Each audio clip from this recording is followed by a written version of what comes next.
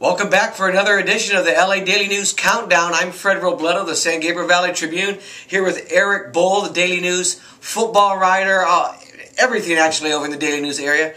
Erik, we got 4 more big games this week, and then we're going to hit the rapid-fire discussion to the end. We're going to get right to it. These are the 2-minute drills. We try to do these football games in 2 minutes or less. We're going to start off real quick. Valencia 0-1 at Chaminade. They're 2-0. That game is 7:30 p.m. Friday. Chaminade beat Pulaski, Arkansas 49-39 last week, and they beat Venice 37-20 in its opener.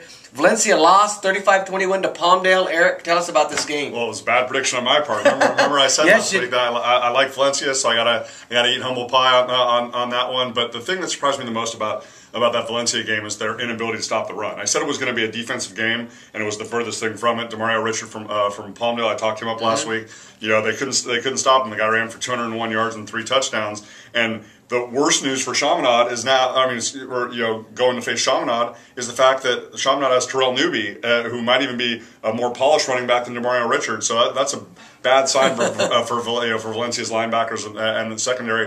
And the thing I like about Chaminade in their first 2 weeks, you see they've not only scored a lot of points, but given up a lot of points in both of those games. Against Venice, they were down 13-0, scored 30 unanswered. Against Pulaski, they were down by 13 in the fourth quarter and scored the final 23 points of the game. So I like, even if Chaminade's down in halftime or down in the third quarter, they've demonstrated the ability thus far to be able to come back, and Valencia has too many issues to deal with defensively. And you like Chaminade, is that right? I like Chaminade. I think the only issue that's in question with Chaminade is they've been using 2 quarterbacks for the first 2 games, Reggie Reed and Brad Kaya. Coach Ed Croson's got to decide on one by the time they get to the Mission League. Now, I love this next game that you have here, Erik. A battle of a couple undefeated teams. Both of them are 2-0. This is Crenshaw at Westlake, 7 p.m. Friday. Crenshaw's beat Norco 41-25. They beat Santiago 43-31. And Westlake, they've got undefeated by beating Del Oro 16-13 in overtime. And they beat Granite Bay 24-6 in its opener. Erik, you don't find too many better games than this one. I mean, in a different year, people might have even been talking. This could have been like with this advent of the new regional game. I mean, this could have been a matchup right here. You know, in past years, Crenshaw, they've been in the State Bowl game. Westlake's been in the State Bowl game. So I love the fact of this intersectional matchup. And you're going to see so much speed on the field. Westlake's got a beautiful turf field. It's going to be amazing at the fact that.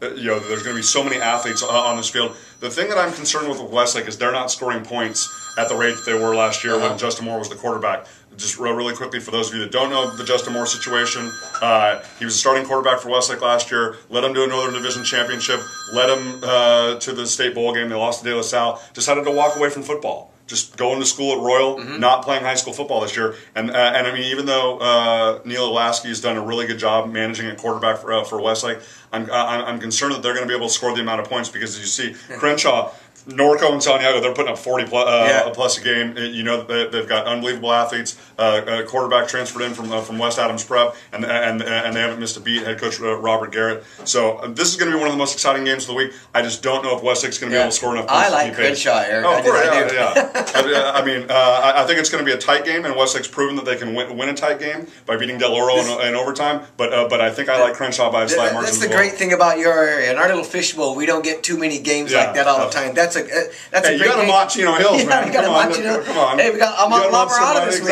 It's always Ahmad and somebody. Exactly, absolutely. Hey, that phone that was ringing in the background, we are in a newsroom. You're going to hear things like that. That just happens. Absolutely. We're going to move on. Next game. Both undefeated. JW North, they're 1-0. At Alemany, they're 2-0. Alemany beat Muir 49-12 last week, and they beat Pasadena 45-8. I'm sorry. They own Pasadena, in other words. JW North beat Colton 41-0 in its opener. Erik, Alemany's finally going to get a better test. I think for a team that plays in the Pac-5 and plays in the Sarah, playing Muir and Pasadena these past 2 weeks doesn't tell you enough about them. You'll know more. As we talked about, that was the opening act. Now we get to the main course.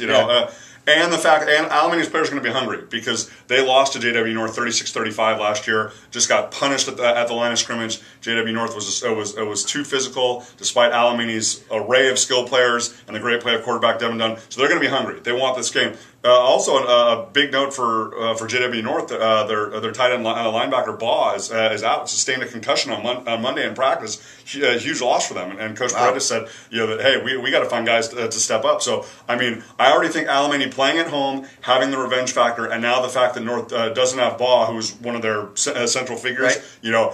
I was already leaning edge Alemany because of the revenge factor. Now I just I don't know if North's going to be able. You're going with North in this game. No, I'm going with Alemany. You're going to go with Alemany. Yeah, okay. but I just think if Boal was playing, I would call it a wash. But I got you. But Alemany with the revenge factor and the fact that he's out, right. You got to put. And like you said, Alemany, they got to win these games. Yeah. If they got aspirations of going far in the Pac-5 and winning the Sarah League, when you got to go through Amat and Crespi and Loyola and you got to play these games. You got to play these games. And they haven't played them the first 2 weeks. Absolutely. Okay, we're going to one more here. Harvard-Westlake 1-1 at Granada Hills 2-0. That game is 7 p.m. Friday. Harvard-Westlake beat North Hollywood 57-13, and then got beat pretty good by Loyola 42-27. That was 2 weeks ago, actually, right? Yeah. Granada Hills beat Sun Valley 55-0. They've beaten Reseda 17-0. Eric, tell us about this one. Well, as you can see, I mean, Granada Hills hasn't given up any points, but they also haven't exactly been playing the most formidable schedule. They're going to get tested in a big way. That's why I wanted to address this game, because Harvard-Westlake has one of the most underrated, one of the most cerebral, one of the most efficient quarterbacks, not only in the Mission League, but in Southern California, and Chad Knopf. Kid's verbally committed to Vanderbilt. He's a special player. They run a no-huddle college-style system there under Scott Ruggles, and Granada Hills,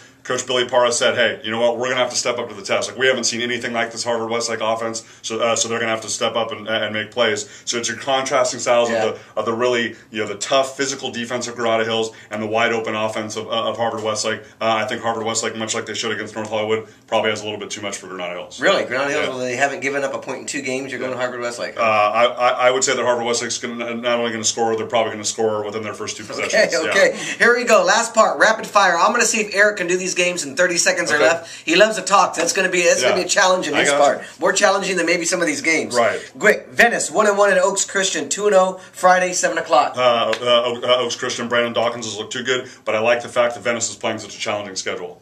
Crescenta Valley 1-0 at San Marino 1-0 7 o'clock Friday. I probably got to give San Marino the home edge, but I was really impressed with William Wang last week for CV. He rushed for 260 yards. I like Wofford and Gott for San Marino. So you saying here, San Marino? Yeah.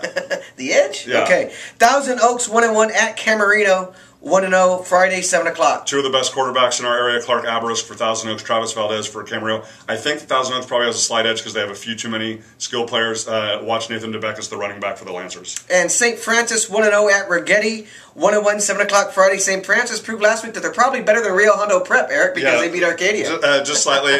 Jared Leibowitz, big game. But the thing I was most impressed was the running game. Steve Ramirez, Pasadena Star News editor, was there, and he saw that St. Francis can not only throw the ball with Leibowitz, but they can also run the ball really effectively. They amassed over 500 yards. But that's a tough road trip, Fred. Going up to Santa Maria, 3 hours, and Rigetti's already played Cabrillo and Villa Park. Yeah. Maybe that slight home edge to Rigetti. I don't know if this St. Francis team is ready for it. That's the game you're going to, right, Eric? Of course. I'm leaving right after this. Last one, Clovis West 0-2 at Crespi 3-0. They played 3 games, Eric, at 7 o'clock on Saturday. Can you believe this? That's why they need the extra day. Tell me about it. They played a Saturday game last week against Liberty High School from Nevada. I just think Crespi's offense is rolling too much. Clovis West was in a shootout last week against Canyon, lost 56-48. If you're giving up that many points already, and Crespi with their offense with Cody Cordell, and not to mention that they have one of the best defenses, and the fact they've played 3 games already, I like Crespi probably by a couple of touchdowns. Very good. That's Erik Boal. I'm Fred Robledo. Visit the LA Daily News blogs on Friday night. He'll have all the scores, and we'll come back and do this again next week. See you then.